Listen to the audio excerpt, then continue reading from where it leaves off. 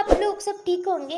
आज हम पढ़ने वाले हैं चैप्टर 4 और इसका हम पढ़ेंगे सेकंड पार्ट और इसके आगे के क्वेश्चन हम देखने वाले हैं। ओके, हमारे क्वेश्चन की जो एंडिंग थी वो हुई थी जैन धर्म और बौद्ध धर्म की समानताओं में से। ठीक है, हमने बौद्ध धर्म पढ़ लिया था लेकिन अब जैन धर्म बाकी रह गया था और हम इसकी ही शिक्षा पढ़ने वाले हैं, जो कि लॉन्ग क्वेश्चन में भी आता है और शॉर्ट क्वेश्चन में ही आता है। ठीक है, अभी हमने समानता में पढ़ा था कि ये दोनों ही धर्म वेदों को नहीं मानते, तो अभी वेदों को क्यों नहीं मानते हम ये पढ़ेंगे।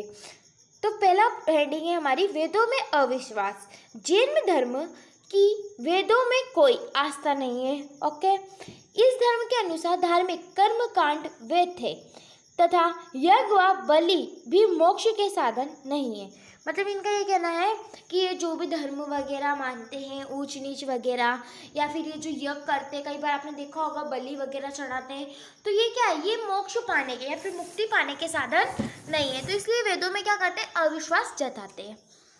उसके बाद है अहिंसा को महत्व देना। अब अहिंसा को महत्व देना, तो इसमें क्या है, अहिंसा को महत्व क्यों दिया है, क्योंकि महावीर जो स्वामी है उनके अनुसार क्या बताया गया है कि जीवों की हत्या करना तथा उनके आत्मा को कष्ट पहुंचाना क्या है, एक पाप है। इसलिए उन्होंने क्या किया, अहिंसा को महत्व दिया है। अब तीसरा है कर्म सिद्धांत में विश्वास। कर्म सिद्धांत मतलब जो हम करेंगे हमें वैसा ही फल भोगना पड़ेगा, तो ये इसमें विश्वास करते हैं। अगर हम अच्छा करेंगे तो हमें अच्छा फल मिलेगा, अगर हम बुरा करेंगे तो हमें बुरा फल मिलेगा। ओके, उसके बाद है जाति व्यवस्था में अविश्वास। अब जाति व्यवस्था जो है जिसमें कि बहुत सारी वो रहती है, क्या बोलते हैं उसको, विषमता है, उसका इन्होंने क्या करा है, विरोध किया है। ठीक है, इनका ये कहना है कि सभी समान हो। ओके, और जैसे कि जैन धर्म के लिए खुले हैं वैसे सभी धर्म के लिए, सभी लोगों के लिए दरवाजे जो हो खुले हो। ओके, इनका यही कहना है।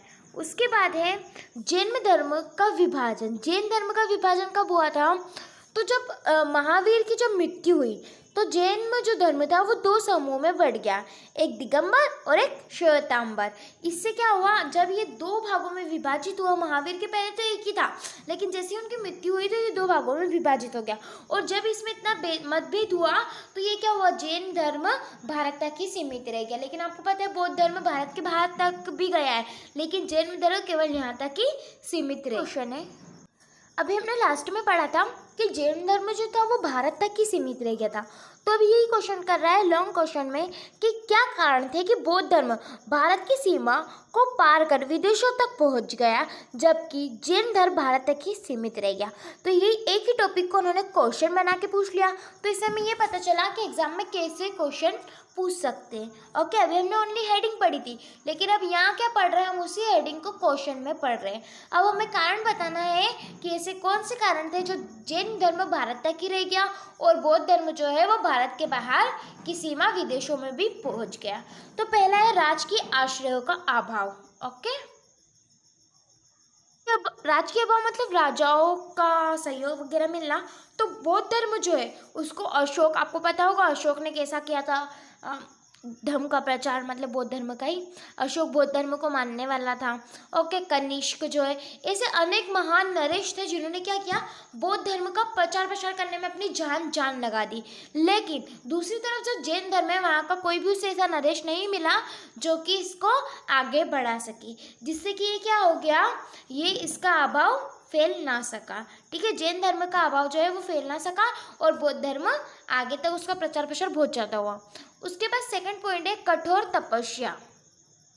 कठोर तपस्या कैसे, आपको पता होगा बौद्ध धर्म में मोक्ष प्राप्त या फिर मुक्ति प्राप्त करने के लिए उन्होंने कैसा मार्ग चुना है, मध्यम का मतलब नहीं ज़्यादा सरल नहीं ज़्यादा कठिन। ठीक है, लेकिन उसके विपरीत जो जैन धर्म है उसने कैसा किया है, निर्वाण प्राप्त करने के लिए एकदम कठिन तपस्या वाला जीवन जिया है। अब ये जो जीवन है ये समान लोगों के लिए तो आसान नहीं है। ठीक है, इसीलिए जैन धर्म को ज़्यादा लोग नहीं अपनाए, जबकि बौद्ध धर्म जो सरल है मध्यम मार्ग है उसको बहुत सारे लोगों ने अपनाया, और यही कारण था कि बौद्ध धर्म इतना फैला। उसके बाद तीसरा पॉइंट है प्रचारकों की कमजोर भूमिका। जब किसी भी धर्म को आगे बढ़ाने के लिए क्या करना पड़ता है, प्रचार एक महत्वपूर्ण पॉइंट है। जबकि क्या हुआ, जैन धर्म के मार्ग में अवरोध का मतलब होता है रुकावट पैदा हो गई, जिससे कि क्या हुआ, जैन धर्म जो है वो भारत तक ही सीमित रह गया। ओके, उसके बाद है हमारा पॉइंट सिद्धांत की कठोरता। सिद्धांत की कठोरता मतलब अपना एक सिद्धांत जो कि बहुत कठोर हो इसकी। तो क्या है, बौद्ध धर्म में सिद्धांत सामान्यतः व सार्वभौमिक है, परंतु ठीक है जैन धर्म के जो सिद्धांत है वो कैसे अत्यधिक कठोर है। ओके, अब कैसे कठोर है, तो जैन धर्म में ऐसे ऐसे वो है क्या बोलते हैं सिद्धांत जो कि बहुत कठोर है, ठीक है, बहुत ज़्यादा कठोर है, जिसका आम लोग क्या नहीं कर सकते, पालन नहीं कर सकते, और इसलिए लोग इसमें रुचि भी नहीं रखते। ओके, ये क्वेश्चन जो था वो हमारा यहीं खत्म होता है। अब हम देखते हैं नेक्स्ट क्वेश्चन है अभी कि आपके अनुसार स्त्री व पुरुष संघ में क्यों जाते थे या फिर क्यों सम्मिलित होते थे। तो आपके अनुसार मतलब हमें बताना है कि ऐसा क्यों, मतलब हमें हमारे विचार लिखना है। तो हम क्या सोचते हैं, हम ये सोचते हैं कि स्त्री व पुरुष क्यों प्रवेश लेते थे, ताकि वो धर्म के बारे में अधिक से अधिक जान सके, अच्छे विचार ग्रहण कर सके, ठीक है, उसका अध्ययन कर सके, धर्म के दर्शन कर सके, इसलिए वो क्या करते थे, इसमें सम्मिलित होते थे ताकि वो अपना जीवन अच्छा कर सके। अब ये बौद्ध धर्म की जो संघ था ये कैसा था, लोकतांत्रिक संस्था थी। ओके, जिसमें क्या होते थे, इसमें कुछ नियम व अनियम रचे गए थे। हर बौद्ध भिक्षु को संघ में रहकर सभी नियमों का पालन करना पड़ता था, और जो भी भिक्षु रहते थे चाहे वो स्त्री हो या पुरुष, उन्हें क्या करना पड़ते थे, इन नियमों का पालन करना पड़ता था, ठीक है, अनुशासन में रहना होता था, उचित ढंग से विचार करना होता था, और ये लोग क्या करते थे, भिक्षा मांगते थे और अपना स्वयं का भोजन जुटाते थे। मतलब इसमें खुद पर ही निर्भर रहना पड़ता था और खुद अच्छी अच्छी चीज़ें सीखने को मिलती थी, इसलिए और अपने जीवन अच्छा करके, अपने कर्म अच्छा करके ये लोग क्या करते थे, निर्वाह या फिर मुक्ति प्राप्त कर सकते थे या फिर मोक्ष प्राप्त कर सकते थे। इसलिए क्या करते थे, स्त्री और पुरुष दोनों ही बौद्ध संघ में सम्मिलित होते थे। क्यों, क्योंकि इनका जीवन अच्छा हो और ये मोक्ष प्राप्त कर सके। और ये आपके अनुसार लिखना है, तो आप आपके जो विचार है वो भी इसमें लिख सकते हैं। ओके, अब हमारा जो क्वेश्चन है ये कई बार एग्जाम में आता है, ठीक है, वो क्वेश्चन जो है कि सांची के स्तूप के संरक्षण में भोपाल की बेगम की क्या भूमिका रही, इस पर चर्चा कीजिए, ठीक है, या फिर बताइए। तो हमें बताना है बेगम, ठीक है, कहाँ की, भोपाल की, कि उन्होंने कैसे योगदान किया सांची के स्तूप को बचाने के लिए। ओके, तो हम लिखते हैं इन्होंने कैसे संरक्षण प्राप्त किया। तो पहले हम लिखेंगे, पढ़ते हैं, हम हमारा आंसर देखते हैं। सांची के स्तूप के संरक्षण में भोपाल की बेगम की महत्वपूर्ण भूमिका रही। क्यों, क्योंकि 19वीं शताब्दी में जब यूरोपियों ने सांची के स्तूप को लेकर काफ़ी दिलचस्पी जमाई, ठीक है, यूरोपियों ने तो जमाई, लेकिन जो फारसी थे उन्होंने भी जो अच्छी हालत में तोरण द्वार बचा हुआ था उसको भी क्या बोला उन्होंने कि हमें फारस के संग्रहालय जो होता है, ठीक है, वहाँ पर दिखाने को क्या करा उन्होंने, बेगम शाह से इजाज़त मांगी। किसने, यूरोपियों ने भी और फ्रांसीसियों ने भी, मतलब अपने संग ले जाने की इन्होंने इच्छा जताई। क्यों, क्योंकि इन्हें अच्छा लगता था, उन्होंने उस चीज़ में दिलचस्पी दिखाई।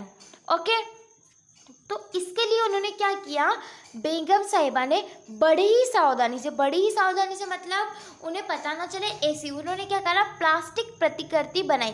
प्रतिकृति का मतलब होता है डुप्लीकेट, ठीक, मतलब एक चीज़ की दूसरी कॉपी उन्होंने ऐसी बनाई और वो तोरण द्वार उन्होंने फ्रांसीसी को दे दिए, जिससे वो संतुष्ट हो गए। और इसी कारण जो है भोपाल, जो मतलब उस भोपाल की जो मूल कृति थी सांची का स्तूप, वो अपनी जगह पर ही सुरक्षित रह गया। और ये सब किसके कारण हो पाया, ये शाहजहाँ बेगम के द्वारा ही हो गया।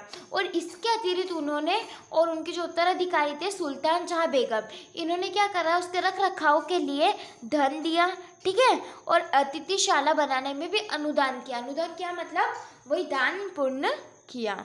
ओके, तो पता चल गया कि इन्होंने किस प्रकार सावधानी से सांची की स्तूप की रक्षा की। अब निष्कर्ष, किसी भी लॉन्ग क्वेश्चन में निष्कर्ष का लिखना बहुत आवश्यक है, इसलिए हम पढ़ते हैं निष्कर्ष क्या है।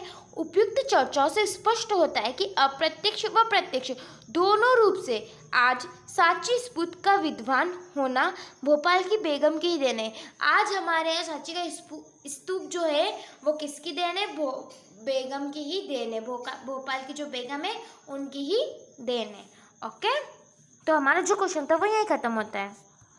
अब एक और क्वेश्चन जो कि स्तूप क्या है और ये क्यों बनाया जाता है। तो स्तूप क्या होता है, स्तूप को संस्कृत में क्या बोलते हैं, हम टीला बोलते हैं, ठीक है। और ये बौद्ध धर्म का एक विशेष स्थान, पवित्र स्थान माना जाता है, ठीक। इन जगहों पर बौद्ध धर्म के महानायकों, बौद्ध से जुड़ी कुछ ऐसी उनकी अस्थियां या उनके द्वारा प्रयुक्त सामान गाड़ दिए जाते हैं और इन टीलों को स्तूप कहते हैं। मतलब क्या होता है, किसी भी चीज़ को मतलब जो कि बौद्ध महानायकों से जुड़ी होती है उससे गाड़ देते हैं और ये टीले, इन्हें टीले कहते हैं। और ये टीले ही क्या कहलाते हैं, स्तूप कहलाते हैं। और संस्कृत में इसे क्या बोलते हैं, टीला बोलते हैं, ठीक है। और इसे अंडा भी बोलते हैं। अब ये क्यों बनाया जाता है, अब ये स्तूप जो है मैंने बनाया है सांची का स्तूप, अगर आप चाहो तो इस क्वेश्चन में इसे ऐड कर सकते हैं, और अगर आप नहीं चाहे तो आप ओनली क्वेश्चन ही लिख सकते हैं क्योंकि इसने पूछा नहीं है। लेकिन ये हम क्यों लिखते हैं, ताकि हमें ज़्यादा मार्क्स मतलब हमें मार्क्स कटने का चांस नहीं रहे, ओके। अब हम देखते हैं क्यों बनाए जाते हैं। तो स्तूप क्यों बनाए जाते हैं, तो स्तूप बनाने की परंपरा बौद्ध धर्म से पहले से ही रही होगी। मतलब जब बौद्ध धर्म नहीं था उससे पहले से ही क्या है, ये परंपरा रही है। लेकिन वह बौद्ध धर्म से जुड़ गई, लेकिन बाद में क्या हुआ, ये बौद्ध धर्म से जुड़ गई चूँकि उनके ऐसे अवशेष रहते हैं जो कि अब ये बौद्ध धर्म से क्यों जुड़ गई, क्योंकि इनमें जो अवशेष मिलते हैं उन्हें क्या माना जाता है, उन्हें पवित्र माना जाता है, और इसलिए ही ये पवित्र जो है ये बौद्ध धर्म से जुड़ गई। तो आपको पता चल गया होगा कि इन्हें क्यों बनाया जाता है, ओके। हमारा खत्म होता है और इसके साथ ही हमारी जो फर्स्ट बुक है वो भी यही ख़त्म होती है। अब हम सेकेंड बुक और चैप्टर 5 जो है नेक्स्ट वीडियो में पढ़ेंगे।